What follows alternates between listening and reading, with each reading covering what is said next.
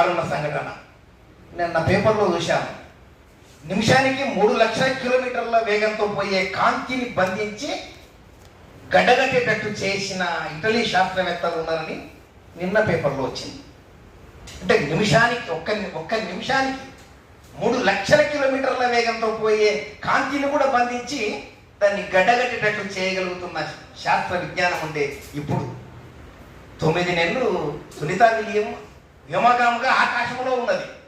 అసలు 9 నెలల తర్వాత కింద తీసుకొచ్చింది ఆయన. అసలు అంటే ఇంత విజ్ఞానం ఉంది. మన సికాత ఈ ఫ్యాక్టరీ పేరుడుకు కారణం ఏమిటి? మన మోడీ గారు 300 మంది ఫ్లైట్లో చనిపోతే మాట్లాడిండు ప్రమాదం జరుగుతుందని. ప్రమాదం జరుగుతుందంటే వేరే విషయం, కానీ ప్రమాదానికి మనం కారణమా, ఎవరి కారణం? అసలు ఎవరి తప్పిదం ఇది అనేది. మన విజయ్ కుమార్ గారు చెప్పినట్టు అసలు సెన్సార్లు పనిచేయలేదు. ఆ విమానం అప్పుడు కూడా అదే చెప్పిండు. అక్కడ నుంచి ఫ్లైట్లో వచ్చి దిగిన మనిషి తిరిగి అదే ఫ్లైట్ బయలుదేరే ఫ్లైట్ ఎక్కినాడు ఆయన ఇది చెత్త విమానం అని వాట్సాప్లో వచ్చింది. అంటే ఇంత భద్రత లేని విమానం కారణంగా 300 మంది బలైపోయింది.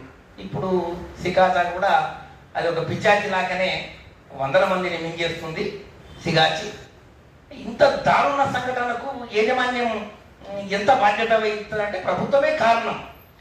2023 లేబర్ బ్యూరో వాళ్ళు సర్వే చేస్తే మన తెలంగాణలో 45,000 మంది ప్రమాదకరమైన పనుల్లో ఉన్నారట. 45,000 మంది. ఇంకా 5,000 మంది రోజు అత్యంత ప్రమాదం అట.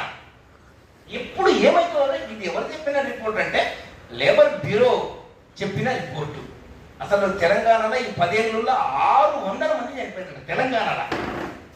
అంటే ఇంత దారుణం జరగడానికి కారణమైన యాజమాన్యం యొక్క చర్యలని ఏమి ఇన్స్పెక్షన్ లేదు. ఆ సిగాచి ఫ్యాక్టరీని అది ప్రమాదకరమైనది కాదని సర్టిఫై చేసిండ్రు జస్ట్ డిసెంబర్ 2024 డిసెంబర్లో. అంత ప్రమాదం కాదని సర్టిఫై చేసిండ్రంటే ఇది నిజంగా తనిఖీ చేస్తున్నారా? ఎంత అవినీతి, ఎంత దుర్మార్గం కూడుకున్నదో మనకు అర్థమవుతుంది. మాంసం ముద్దల్లా మిగిలిండ్రు చాలా మంది. అసలు ఆ శవాలని, ఆ మనుషులని ట్రీట్మెంట్ తీసుకుంటున్న మనుషులు కూడా చూడలేనంతగా. మేము ధ్రువ ఆసుపత్రిని పోతే 9 మంది ఉన్నారు. డాక్టర్ అయితే 5 మంది పరిస్థితి బాగాలేదు. 3 అయితే కంప్లీట్గా అవుట్, వెళ్ళిపోయారు, వాళ్ళు చనిపోతారు.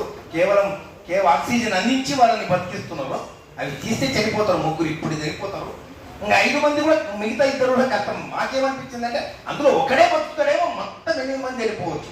వాళ్ళు అసలు ఇంటెన్సివ్ కేర్లో ఉన్నారు, కదలలేని పరిస్థితిలో వాళ్ళు ఉన్నారు. అంటే ఇటువంటి స్థితి, ఈ కారణాలు అయిన ప్రభుత్వం ఏమాత్రం ఇన్స్పెక్షన్ లేదు.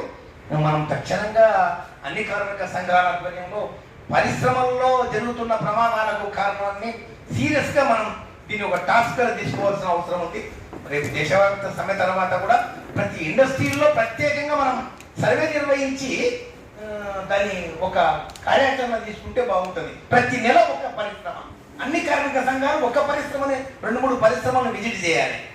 అందులో మనకు ఎదురైనవి డిపార్ట్మెంట్కు కంప్లైంట్ చేయడం. ఇటువంటి కార్యాచరణ కూడా మనం భవిష్యత్తులో తీసుకోవాలి. ఎందుకంటే ఎవరు లోనికి కూడా రానిలేని పరిస్థితి, అటువంటి స్థితి ఈ పరిశ్రమల్లో కొనసాగుతుంది. కనుక రేపు భవిష్యత్తులో మనం అటువంటి కార్యాచరణ కూడా తీసుకోవాలి. అదే బాలరాజన్న చెప్పినట్లు 12వ తారీఖు సెలవు ఉంటుంది కాబట్టి డిపార్ట్మెంట్ల ముందు ధర్నా చేయడం కష్టమవుతుంది. 12 సాటర్డే, జూలై సాటర్డే, అది ఒకటి. కనుక లేబర్ మినిస్టర్ని కానీ, లేబర్ అధికారులకు కానీ, ఫ్యాక్టరీ ఇన్స్పెక్టర్లకు కానీ మనం వర్కింగ్ డేలనే కలవచ్చు. లేబర్ మినిస్టర్కి ఎప్పుడైనా కలవచ్చు. 12th అయినా పర్వాలేదు. 14th మండే ఉంటుంది కాబట్టి మండే మనం విజిటింగ్ పెట్టుకుంటే బాగుంటుంది. ఫ్యాక్టరీ అధికారులను కానీ, లేబర్ డిపార్ట్మెంట్ను కానీ అందరినీ మండే పెట్టుకుంటే సరిపోతుంది. అది అట్లా మనం డేట్లు మార్చుకొని చేస్తే మంచిది. ఇమీడియట్లీ మినిస్టర్ని కలవాలి. తెలంగాణలో ఉండే అన్ని పారిశ్రామిక ప్రాంతాల్లో ప్రత్యేకమైన నిఘా ఏర్పాటు చేయాలి, స్పెషల్ స్క్వాడ్ ఏర్పాటు చేయాలి అనేది కూడా మనం ఈరోజు వినతి పత్రం ఇచ్చినంత మాత్రాన వాడు ఏం చేయడు. అది దున్నపోతుల్లాగా వర్షం పడుతుంటే ఎండాకాలంలో ప్రశాంతంగా ఉన్నట్లే ఉంటుంది ప్రభుత్వం కానీ, అధికారులు కానీ. మనం తర్వాత అయినా మనం ఒక ప్రత్యేక కార్యాచరణ దీని మీద మనం తీసుకోవాలి. ఈ సికాచి ఫ్యాక్టరీ యొక్క అనుభవం ద్వారా మనం ఏం తీసుకోవాలంటే ప్రతి పరిశ్రమని మనం వీలైన మేరకు సంవత్సరం అంటే మనం ప్రతి నెల మనం ఒక 2-3 ఫ్యాక్టరీలు మనం విజిట్ చేస్తే చాలా ఫ్యాక్టరీలు మనం విజిట్ చేయగలుగుతాం. అట్లా పోతే మనకు వచ్చిన అనుభవాల మీద డిపార్ట్మెంట్లకు కంప్లైంట్ చేయడానికి అవకాశం ఉంటుంది. అటువంటి కార్యాచరణ కూడా తీసుకోవాలి. వాళ్ళకు తక్షణమే మంచి ఆర్థిక సహాయాన్ని అందించాలి, వాళ్ళని రక్షించాలి. ఇప్పుడు భవిష్యత్తులో జరగకుండా ప్రమాదాలని కాపాడాలి.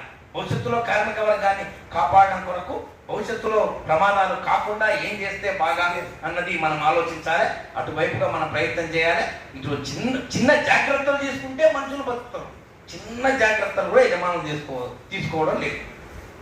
ఏదైనా సరే ఇంట్లో మనం కుక్కర్తో వంట చేసుకుంటున్నప్పుడు తగిన జాగ్రత్తలు ఉంటే జాగ్రత్త లేకపోతే పేలిపోతుంది. ఆ జాగ్రత్తలు తీసుకుంటున్నారు, గృహిణులు తీసుకుంటున్నారు కదా. సిలిండర్లు పేర్తలేవు కదా, ఎక్కడో సగటన. మరి ఇంత పెద్ద పరిశ్రమ, ఇన్ని కోట్ల టర్నోవర్, మనకి ఇంటర్నేషనల్ మార్కెట్, చిన్న మార్కెట్ లేదు. ఆ మెడిసిన్ తయారయ్యే ఫార్మా కంపెనీ, అది చాలా ముఖ్యమైన మెడిసిన్ తయారవుతుందట. అంత ముఖ్యమైన ఫార్మా ఇండస్ట్రీ ఎంత దారుణంగా ఉందంటే అంత దారుణంగా ఉంది. ఒక పక్క కార్మిక వర్గాన్ని దోచుకుంటుంది, ఎలాంటి ప్రికాషన్స్ను పాటించదు, ఎలాంటి చట్టాలను పాటించదు. దానికి వ్యతిరేకంగా మనమంతా తగిన కార్యాచరణను రూపొందించుకోవాలి. ఇప్పుడు తాత్కాలికంగా ఇప్పుడు తీసుకున్న ఈ కార్యక్రమానికి మా TUC trade union centre of union తరఫున మేమంతా పాల్గొంటాం. అట్లా మన కార్యాచరణలో మేము కూడా భాగస్వాములు అవుతామని తెలియజేస్తూ థ్యాంక్ యూ.